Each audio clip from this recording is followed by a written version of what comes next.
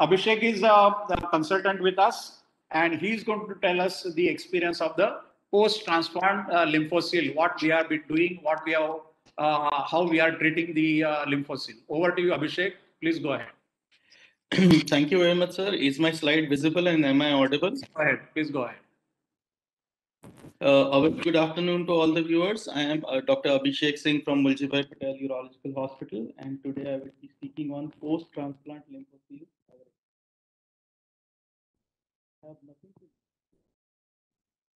So what is basically lymphocyte? Lymphocyte is a collection of lymph which is contained within a pseudomembrane.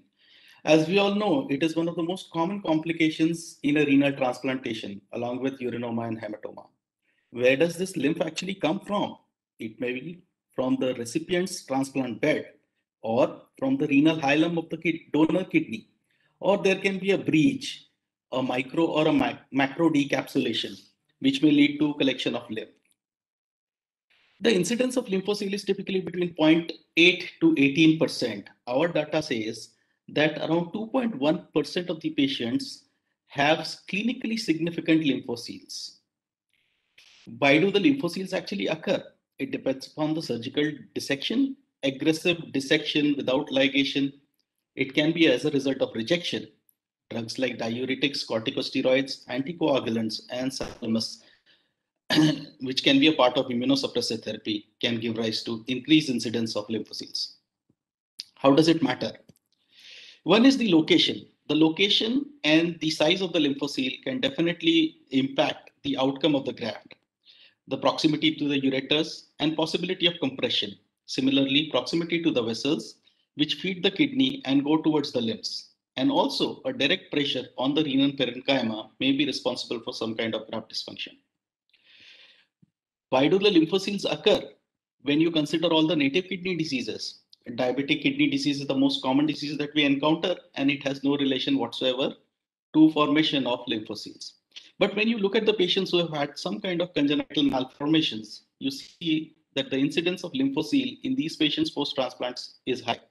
So over 30% of the patients who have had some kind of congenital malformation have an increased risk of lymphocyte post-transplantation. Is lymphocyte related to a previous surgery or a previous incidence like radiation therapy, graft nephrectomy, pre-transplant nephrectomy like one did for ADPKD? Actually, there's no proven relationship. So it can just be an incidental finding in these particular cases. What are the risk reduction strategies that we always talk about? Does cauterization have a role to play and ligation will prevent it? Though we do not have exact comparative data and all our teachers will tell us that ligation is beneficial, probably it is. But if you look at the data from the breast cancer group where they did ligation versus bipolar cauterization, the lymphoria or the incidence of lymphoria was same. But here we must remember that we work in a milieu which has a limited space. It's not like the peritoneal cavity. Post-operatively, placing a drain, will it change the outcome? Probably yes and no. That means once you put a drain, though the drainage will last for a longer time, it will just help you identify the increased drainage over an increased period of time, but you may not get away with lymphocyte eventually. Applying suction to a drain probably will not change the outcome. How would the patients present? They may be asymptomatic with deterioration of renal function without any hydronephrosis or with some hydronephrosis, local discomfort, some limb edema, and what I would call as the vesical tenesmus. The rare presentation like infection of a lymphocyte presenting with sepsis, graft rupture, thrombosis of the great vessels, and wound dehiscence is also possible. What is our experience? I'll elaborate our experience published in the World Journal of Urology, which was about 15 years duration, and we had 720 patients, and 36 of them developed clinically significant lymphocytes. About 15 of them had only raised creatinine. 11 of them had increased creatinine with some hydronephrosis. 8 had limb edema. 5 presented with lower urinary tract symptoms. 1 was totally asymptomatic. 1 had hydronephrosis with some signs of inflammation. And 3 had limb edema and hydronephrosis. First investigation, of course, is an ultrasound. If you keep on following the patient on ultrasound right from the perioperative period and you identify some lymphocytes, you can keep tracking these patients till a point in time that you are able to declare that the lymphocyte is asymptomatic or inconsequential or it is consequential. If the patient becomes symptomatic or has some kind of renal deterioration, that is the time when you do CAT scan, because you want to establish the relationship of this lymphocyte with the graft, with the vessels, and with the ureter. How do you manage? Whenever you see a lymphocyte, aspirate. That will be a diagnostic tab. Send it for microbiology, creatinine levels, and proteins. Raised proteins and lymphocytes confirm the diagnosis of a lymphocyte. Once you diagnose, then start the management. Only aspiration is just not good enough. It's going to give rise to 100% recurrence. What do? You place a percutaneous drain. Look at the maximum bulge of the swelling. Park in a wire, dilate it, and put a 14 French Palacords tube. Let the lymphocyte drain for a day or two. Then start putting some sclerosant, which will be betadine in our case, 5 to 10 ml, 10% povidone iodine, diluted 1:1 for every 100 cc of the cavity. Keep doing this till about 14 days or till a point where the drain becomes very, very less, and then remove the drain. After this, if it fails, you go ahead with the laparoscopic marsupialization. We have some experience in using tetracycline also, 5 ml, which accounts for about 500 mg, that is put per 100 cc of the cavity. There is some discussion about nephrotoxicity about tetracycline. So borderline renal function, you might have to be careful. Local inflammatory reaction can occur due to sclerosant. Scarring and ureteric involvement is a possibility. Risk of infection and bleeding you have to be careful with. What about laparoscopic marsupialization? If your drainage with a tube and sclerosant fail, laparoscopic marsupialization is the way forward. The collections which are medial, and superior may be helped by laparoscopic marsupialization. It is internal fenestration and has a high success rate in our series to the tune of 84%. How do you prepare these patients? Like any pelvic laparoscopic surgery, give them an enema, catheterize the bladder, and the Malacot should be clamped for a significant duration so that the lymph in the lymphocyte cavity again fills. So, three-port approach.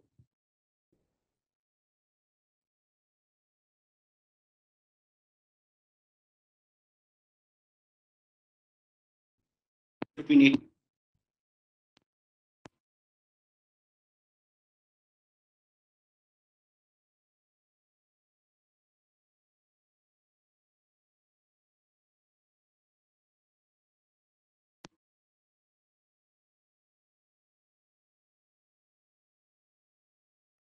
Are you able to hear?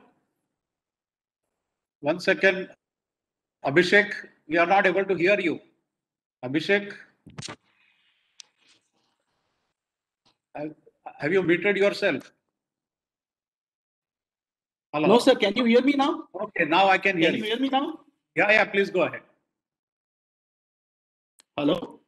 Please go ahead. Please go ahead. So, yes. I don't know why you are not able to hear me. Can you hear me now? Yes, please go ahead. So, so this is a video demonstration of a three-port approach triangulated towards the right iliac fossa. So you see the bluish hue of the lymphocyte. The lymphocyte is punctured with a needle at the maximum convexity and then opened using a hook. Once you open the lymphocyte cavity, the entire lymph is drained and the edges of the peritoneal flaps are everted using a suture or a clip.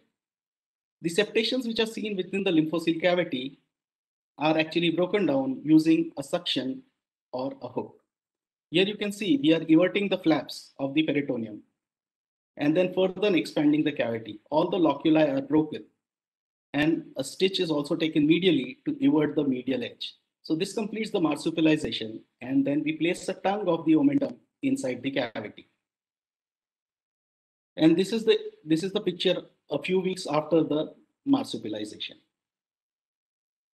There can be occasions where the flaps of the lymphocyte cavity are thick and difficult to identify. There you can use intraoperative ultrasound or puncture the cavity with a small needle, illuminated needle, and then transilluminate it and open it subsequently. Small collections after lymphocyte marsupialization are common to the tune of 45%, but only 50% of them are consequential and other 50% will dry up by 6 weeks. Open surgical drainage is required in a few cases, like we required in about 3 cases out of 21, where the lymphocyte is lateral and posterior. patient has multiple surgeries and laparoscopy is not actually feasible. So based on this experience, we had the baseline creatinine of patient of about 1.71, and all these significantly symptomatic or significant lymphocytes, once drained, the creatinine dropped in 2 days by about 0.449. The average stay was about 3.5 days. Marsupialization time using laparoscopic technique was about 75 minutes. There was a 0.29 gram hemoglobin drop. The key is prevention and early detection. Meticulous ligation of lymphatics both at the renal bed and on the bench as we do laparoscopic surgeries. Avoid immunosuppressants that would increase the rate of lymphocytes. Routine follow-up with ultrasounds is very, very important. Give a lot of credence to symptoms like vesical tenesmus. A collection anywhere more than 4 or 5 centimeters should be aspirated to establish the diagnosis of lymphocyte. So this is what you do. Follow up all the collections. If symptomatic, drain them, prove that they are a lymphocyte, put in a percutaneous drain, use sclerosant therapy. If you get away with it, very good. Otherwise, go for laparoscopic marsupialization, failing which you will require an open surgery.